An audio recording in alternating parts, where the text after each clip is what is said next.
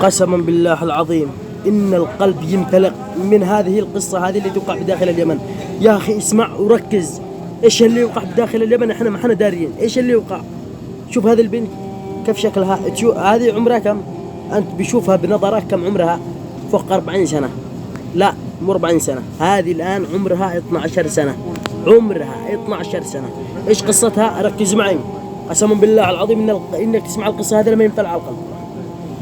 البنت هذه ترعي غنم بنقيل سمارة في الجبال الشاهقة، في الجبال الشاهقة يعني يضع بني آدم.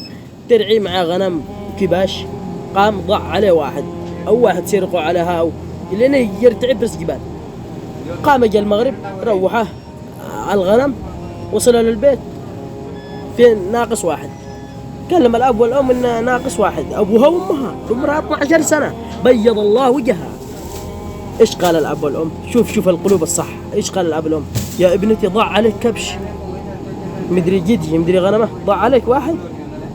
قسما بالله لو ما ترجعيش تدوري الغنمة ومدري الجدي والله ما تدخلي لي بيت، ما تصيري اللي تدوري، ولو ترجعي بدون ما هو موجود معك والله لا عمل واترك. المهم هددوها. منو اللي هددها الأكثر؟ الأم التي تكون في قلبها حنية أكثر من الأب. والله لنهيك لذبحك. تخيل البنت تقوم تجري على جبل وعلى وادي لما أتخطى مناطق ليس بمنطقتها. جاء بعد الليل قبل الليل بشوية وهي تدور وترتعش وتبكي. آخر الدوريات اللي يمشوا الدوريات مسكوها. وإيش معك أنا؟ إيش معك لحالك يا بنتي؟ إيش فيك؟ مضيعة إيش؟ قال طلعوها في غسالة وهي تشكي وتبكي ترتعش وترقش. إيش فيك يا بنتي كلمينا؟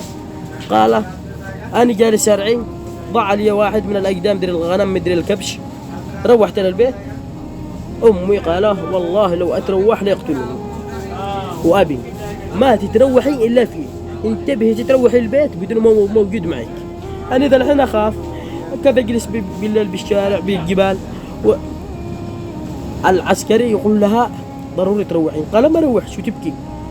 قال شافها العسكري ايش دخله مثلا يجي يقول لها لا ما شوف العسكري من قوة ما عنده قلب وطيب ورحمة أفضل من الأب والأم اللي خلفوها.